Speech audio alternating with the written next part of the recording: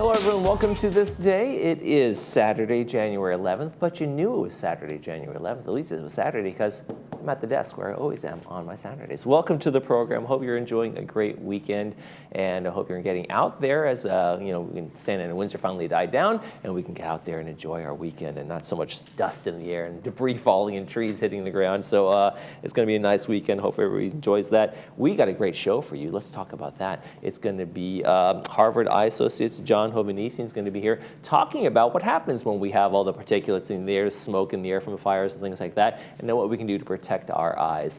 And then later in the program, Bree's going to be talking to Kevin Van Den Elzen, and he is a drummer with Irvine Barclay, and he's going to be doing a one-man show over there. They got a great performance coming up, and she's going to be previewing that for us, so look forward to that as well. If we want to keep you informed, and there's a great event for new and existing residents that right here in the village. It is called Laguna Woods Living. It's going to be on Tuesday, January 14th from 1 to 2:30 p.m. You do have to RSVP for this, so make sure you go to the website there on your screen, look at what's up in the village, and you will see Laguna Woods Living, and then you can RSVP for that. The sessions will welcome new and existing residents to learn more about the village and how to get the most out of the community living here. So make sure you RSVP to that. Should be a great event. And one more thing, if you're having a little trouble with your television, there was recently on our broadband equipment failure, and some folks are having trouble getting their local channels again. So what you need to do is channel scan on your TV. See your manual for that, and make sure you do that scan, and it'll get you the channels right back. If you need more assistance or any questions about that, go ahead and call the number on the screen there, 949-837-2670. Let's take a check on our weather before we get to the rest of the show. And we've got some great weather for you. It's going to be this Saturday, going to be really nice. Sunny today, 65 degrees, and 67 tomorrow, and then more 65s, basically mid-60s for the rest of the week. Really nice weather and all sun. Now that the Santa Ana's gone, we don't have the wind so much, but we do have the clear skies that they usually bring us, so enjoying that while we can. Let's take a look at our sunrise and our sunset. This morning's sunrise was 6:56. The sunset tonight is going to be 5:02. This is a really fun picture over at Dana Point, Salt Creek. Some surfers getting out of the water over there at sunset. Nice little silhouette there. If you'd like to send us a picture, we'd love to see it. Go ahead and email us at lagunawoodsvillagetv@gmail.com. Make sure you include your name, where you took the picture, and we will use it in our sunrise sunset segment. All right, when we come back, we'll be talking to John Hovannisian from Harvard Eye Associates. Stay with us.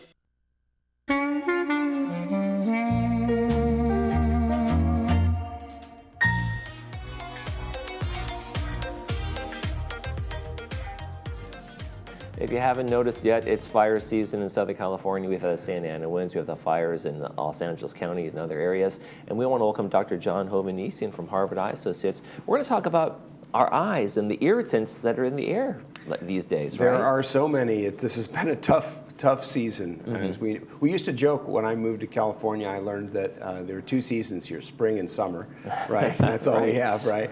But now we also have fire season, and it comes at any time of year, and you described it. Yeah. So I see a lot of people, we see airports, we see people going around the community still wearing masks to protect themselves from things, but you don't see a lot of people wearing goggles. But I've seen some of the reporters up there, and they're wearing absolute goggles for their eyes. And how important is it to protect your eyes? And can you use like sunglasses or just regular glasses to protect your eyes from particulates? So, the problem, of course, with this season, even when there are no fires, when the Santa Ana winds blow, and right now there's this big high-pressure system over the desert southwest and other weather patterns that are just causing these high and, more importantly, gusty winds that are bringing dry air and all of the contents from those inland valleys, those inland deserts, here to the coast. And it's wreaking havoc with us. So yes, masks are a great way to protect your lungs, particularly those that really filter, like the N95 type masks. your skin, gets dried out and irritated as well. And of course, the eyes are like a magnet for particulate matter because they're moist and they're exposed. Right. You wouldn't walk around with your mouth open in the, in weather like that, bad air quality, but you do it with your eyes open. And so you're right. Probably the first measure of protection is to wear something over your eyes that's going to protect them. So when we think about the offense that this bad air quality brings, it's kind of two categories. One is the dryness and the dust and just foreign bodies that attack the eye, and the second is the allergy-producing stuff. And what's interesting about the allergy-producing stuff is that we're now exposed because of the Santa Anas to stuff in the air that we don't normally get exposed to, right? Right. The molds and the spores and the dust that comes from the desert. And so we see patients who have allergies who don't normally have allergies. And this is my time of year actually when I feel like I'm about to get sick, and when the Santa Anas go away, then that feeling goes away. So I know that it does affect me, and my eyes do get a little bit dry. Yeah. One of the temptations is to, when we're outside or things, is to rub our eyes, and that's a bad idea, right? Because of our dirty hands. Well, that's one thing is the dirt on your hands, and also the direct pressure on the eye. We should be very gentle when we rub our eyes because they're very delicate structures, and there's some evidence that the cumulative trauma of knuckling your eyeballs throughout your life can cause real problems later on in life. And we don't fully understand that yet, but you're right. Rubbing is something we should try to avoid. Yeah, and then also just our hands are kind of a gateway for germs, and if we're going to let them in, and can we really hurt our eyes by doing those kinds of things? Well, absolutely. You make a great point about germs. You touch a doorknob that somebody sneezed on or sneezed on their hand and then on the doorknob, and you can catch cold that way. Very often the eyes are the conduit to the respiratory system because they're all connected. And so, and in the bad weather, certainly they're a magnet for particles. And so occlusive goggles are a great idea, just like you'd wear safety glasses. They're not always practical, and so just sunglasses or glasses that fit closely to the face provide a lot more protection than not wearing anything when you're outdoors. Now, if I've been out all day, if I have to work outdoors, and like people should be staying home and staying indoors if they can, but some people just can't. Yeah. And by the end of the day, their eyes are dry and they're hurting. Can eye drops be kind of a good thing to maybe throughout the day? Yeah, so eye drops, a lot of people don't think about taking eye drops before they go outside because our eyes don't bother us before we go outside. But you actually give yourself a measure of protection by putting in lubricant drops before you go outside. And particularly if you have watery eyes when you go outside, it's often because they're dry, and the wind that dries them out causes them to have reflex tearing, and so our eyes flood. But you can prevent that in many cases by putting in lubricant drops before you go outside. And the same holds true for these irritating weather conditions. Also, after you've been outside, if they're very irritated, particularly if you have allergy, and we should talk a little bit about what it means to have allergy, what the symptoms are. Rinsing the eyes is actually not a bad idea. So there are eye wash solutions. You don't want to typically use tap water in your eyes because it's not pH balanced. It's not balanced, with salts to be gentle on your eye. So eye wash is meant for all of those things. And there are videos online that show how to properly use it to just give a little flush to the eyes and pull down the lower eyelid, pull up the upper eyelid to let it clear out particulate matter that's accumulated in the eyes that can cause irritation. But can washing if you don't have an eye wash or something, can just maybe keeping your eyes closed or just washing your face kind of just wash off those things that are around there too? Yes, sure. It's not going to give you the same type of cleansing of the eye and that you get from properly flushing. Some people use little eye cups. Those can get contaminated. I think the safest way to do it is just with the dropper bottle, giving drops in the eye and letting it flush through. A lot of people with allergies find that helps a lot. Also, so let's talk about allergy symptoms for a second. It's not just about itching. Itching is a cardinal symptom of the eyes, of that feeling like you want to sneeze in the nose is a cardinal sign of allergy. But a lot of patients just get kind of a burning sensation and irritation. Also, the skin around the eyes gets this puffy look with kind of an alligator skin appearance to it. It's kind of rough-looking skin. That's eczema-like reaction. That indicates allergy. We see that a lot. And so cool compresses. Cold is the enemy of histamine. that causes allergies. Okay. And so histamine is really not the cause, but the body's response to something that it's allergic to. And so cool reduces that response and makes you less uncomfortable. Okay. And how long should maybe if somebody has their eyes are irritated, they're having that allergic reaction on the eye, how long maybe should someone put them on the eye? I mean, like, too long and too cold can be kind of a problem too, right? Yeah, I mean, typically if it's uncomfortable, that shouldn't, that's too much. What I tell folks is, get like, the easy way, you can get a cool pack that you keep in the fridge or the freezer and wrap it in a wet washcloth. You can use a bag of frozen peas; those work just fine. Mm-hmm. Or asparagus if you prefer asparagus. But something that sort of molds to the eye is going to be most comfortable for you to put on your eyes. Mm-hmm. And so cool temperature. A few minutes, do what's comfortable, because your body will give you feedback as to how often you need to do it and how much you need to do it. Okay. And then, of course, there are antihistamine eye drops that you can get at the pharmacy as well. And antihistamine eye drops come in different varieties. There's probably the strongest variety they make today, and we have no interest in any particular brand, but Patanol and Pataday are two brands that contain olopatadine, a very highly effective and highly concentrated form. Also, Zaditor is a good antihistamine some people like, and is also over the counter, so you don't need a prescription for those. Okay, but before I do any of those things, it's probably a good idea to get a recommendation from an eye doctor before I go start getting prescription type medicines and things like that, right? Sure, those are non-prescription, so yeah, right. Anybody can get them, and it never hurts to try them. But let's take the guesswork out. Yeah, it's good to see a doctor, particularly if this is a recurring theme for you to get some guidance. And then the other thing a doctor can give you is kind of the Smart Bomb eye drop that is stronger than an antihistamine, because occasionally we have patients whose symptoms just aren't going to be controlled by those over-the-counter solutions. And so we prescribe a steroid eye drop. And they make some very safe steroid eye drops that can be used in low dose, and they wipe the heck out of allergy symptoms. Okay.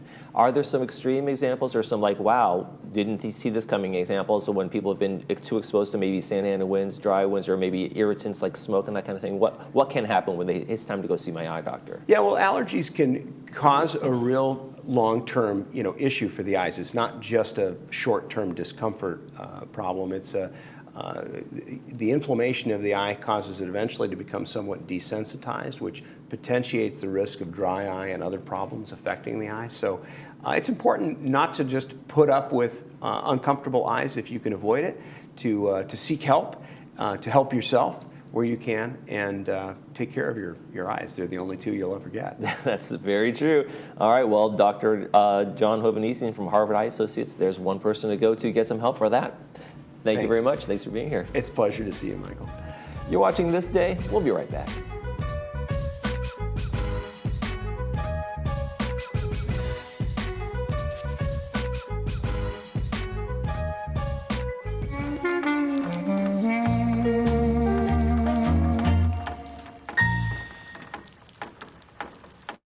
Ladies and gentlemen, please take your seats. Something is happening tonight at the Barclay. The Barclay in Irvine. Live entertainment, you don't want to miss it. Tonight at the Barclay. Cue the lights, take your seat, and it's right down the street at the Barclay.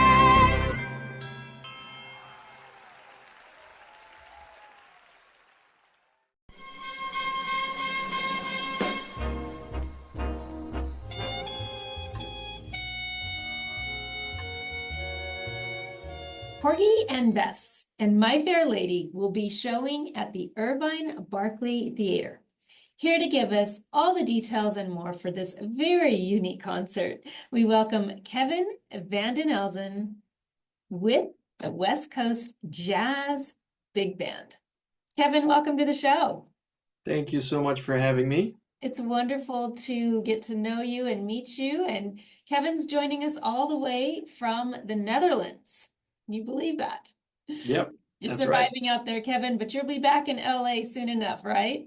Yep, barely surviving the cold. Yeah, well, bundle up there and come back home soon.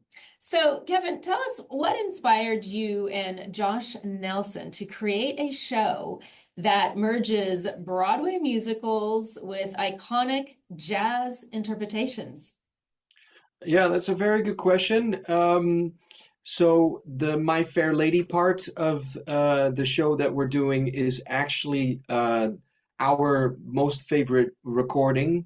It's literally our desert island recording.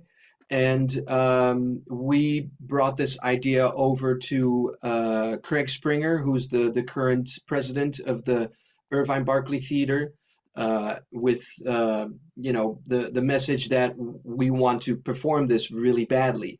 And he said, yeah, it sounds great. It's fantastic, but it's only a suite of about 45, 50 minutes. So it's not enough to fill an entire concert with. So then Craig offered us the idea of performing Porgy and Bess and make it into a show that merges Broadway with jazz. Wonderful. Do you hope or anticipate that this may be the start of something new? Nice one. I mean, I surely hope so. It's very special that we're playing these two different recordings back to back because Porgy and Bess, the Miles Davis version, which was arranged by Gil Evans, doesn't get performed that very often, and it has been quite a few years that the My Fair Lady version of Shelley Mann, which is arranged by the legendary John Williams, that has been performed. That I believe that might have been, well, that might have been a decade that it hasn't been performed. And the sheet music for it was lost also for quite a while. So That we're very right. lucky that we get to play this. Wow. So why was it chosen as the centerpiece for the first half of the performance? Well, the Porgy and Bess was chosen because we worked in conjunction with Craig Springer, and we definitely like the idea of performing a version of Porgy and Bess. There are a number of jazz versions actually of Porgy and Bess. There's one other one that I can think of. And we were also talking for a little while about performing a version of West Side Story. But then we also looked at instrumentation of My Fair Lady, which has French horns in it and a tuba. And that coincides also with the Porgy and Bess section because there is a French horn section and a tuba included in that as well. So we were like, well, we can do Porgy and Bess because we already sit on a similar instrumentation. So that, that's the functional part, the functional answer. And then also because of the fact that when we were listening to Porgy and Bess, that it was just, it's a great piece of music, super. Um, it's like a classic jazz recording, but doesn't get really performed that much anymore. So that's why we decided to do Porgy and Bess for the first half, and then My Fair Lady for the second. I see. So as a child, did you play any of these songs? I mean, did you grow up knowing about them, or is this something that's a little bit newer on your radar, even though they are classics? Well, I think when you start to study and listen to jazz, you hit the standard summertime fairly quickly, and summertime is in Porgy and Bess. So yes. And in My Fair Lady, there are two familiar standards: On the Street Where You Live and Get Me to the Church on Time. And those are classics that Frank Sinatra made very famous. So I think the answer is yes, that I did get influenced by certain songs pretty early in my musical career. So in terms of this, the West Coast Jazz Big Band meets, Porgy and Bess and My Fair Lady, you're all, this trifecta of perfection coming together to create this unique concert. How did you go about selecting such an accomplished lineup of musicians to bring this vision to life? Yeah, also a very good question. We were also discussing with Craig Springer about this. We already had a few names in mind because the My Fair Lady portion requires a jazz quintet with an additional big band horn section. So for the My Fair Lady part, we asked Benny Benack III to play trumpet and sing. And in the original My Fair Lady, the male vocal is by the legendary Jack Sheldon. And then the trumpet part is actually played by a very unknown trumpet player. His name was Don Sleet. So Benny is doing two roles in one. And then Nicole McCabe is playing on alto saxophone. She takes the role of the alto saxophone player on the recording. And then Leah Booth is taking the role of the female vocalist, which was Irene Krall in the original recording. And I know because I'm good friends with Leah, I know that Irene is a very has a very deep influence on her. And Benny right now is one of the premier trumpet players and vocalists in the United States. He's only maybe a year older than me, but he has won an Emmy Award, and I think he also won a Tony Award, and he's just playing all over the globe. And he was the first guy that we thought of that could do this with us. And Nicole McCabe is just burning on alto saxophone. So we tried to make connections with certain players who we thought that would have a connection also with the original recording. Sure, sure. So it seems like a lot of work, a lot of dedication, a lot of talent coming in for just one night. Yeah, yeah. And logistically, it's quite the effort that we're putting into it because we were fairly early on in the process. We were able to get the charts for Porgy and Bess with help of our friend John Pappenbrook. And then we found the score of My Fair Lady, but we couldn't get the charts, even though that I found out where the charts were, but we weren't able to get those charts. So our friend Kyle Myers helped us with completely copying the score for us. So he made all separate parts for the entire band. So it wouldn't be possible without them. And our big band, the West Coast Jazz Hour Big Band, is a fixed group. So we always have like a first call list of people that we call first, and pretty much everybody who we contacted said yes right away to perform this music because it's so special what we're doing. Even for us, it's the most ambitious project that we've done so far. I don't know. I think I might see you again in other arenas. I certainly hope so. Hollywood Bowl, perhaps. Yeah, I mean, if somebody from the Hollywood Bowl is watching, we're willing to play at the Hollywood Bowl. Just give us a call. Or anywhere else for that matter, right? That's right. That's right. So your second half of the performance pays tribute, excuse me, to Shelley Maine's My Fair Lady Swings. Yeah. Right? Tell us about that. Just to mention that Gilbert Castellanos is the featured soloist for Porgy and Bess. And I mean, we were super quick on getting him on board because he's just a ridiculous trumpet player. So My Fair Lady Swings is very special because it's one of the earlier projects that the film composer John Williams arranged. At the time, he was known as Johnny Williams. And before he wrote all of the scores for Indiana Jones and for Star Wars and all of those, and Harry Potter, and you name it, he was a jazz piano player who worked together with Henry Mancini and a jazz arranger. And him and the drummer, Shelly Mann, were good friends of one another, and they recorded two records together. One is My Fair Lady, and then the other production is a CD called Man, That's Gershwin, where they, by coincidence, are also performing Gershwin songs, but it's not Porgy and Bess.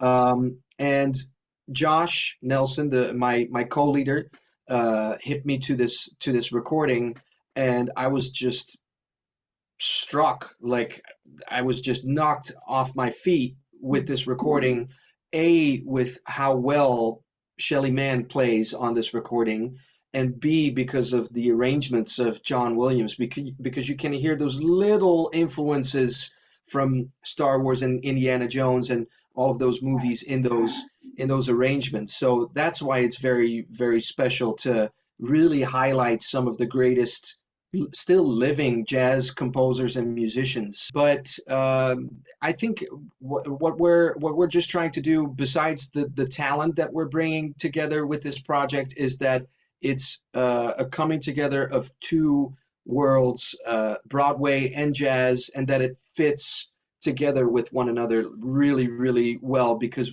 jazz uses a lot of songs from the American Songbook, which comes from Broadway. And nowadays you have also a lot of crossover between jazz and Broadway and vice versa. So I think that people who like jazz, but also people who like Broadway, will definitely enjoy this concert. And it's our version of it. It's our interpretation of these two repertoires. So, you have the original recording, but our interpretation will be different because of the soloists that we're bringing to these two repertoires. So, and that includes myself, because the drums are super important on My Fair Lady, and it's a very drum heavy suite. So I'm giving my interpretation of Shelley's version, but with Shelley's style in mind.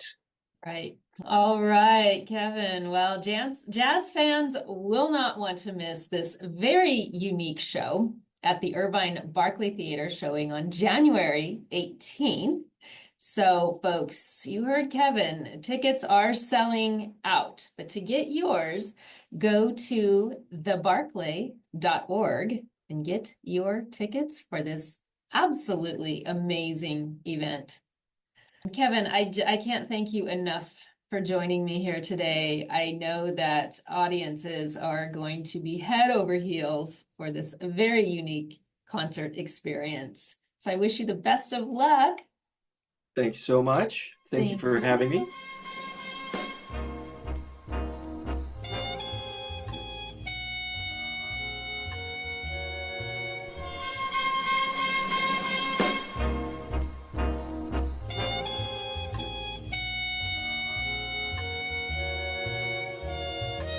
By George, she's got it.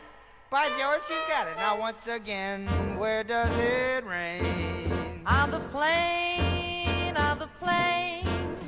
And where's that soggy place? In Spain, in Spain. The rain.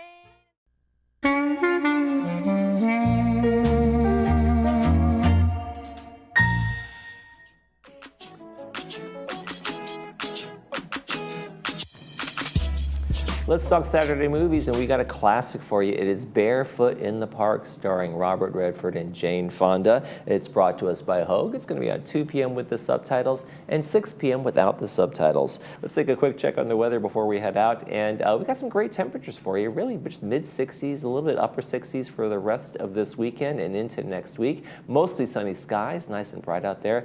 Unfortunately, no rain in the forecast. We could really, really use that, but nothing in the near forecast, at least in terms of rain. On Monday on the program, we want to welcome Advanced Ear Care. Stuart Spencer is going to be here along with the Music Lovers Club, and it'll be Bree interviewing both those folks. I'll have the day off. Take a little break. It's nice. I'm going to take the rest of the weekend off as well. All right, that's going to do it for this edition of This Day. For all of us here at Village Television, we hope you make this day a great one.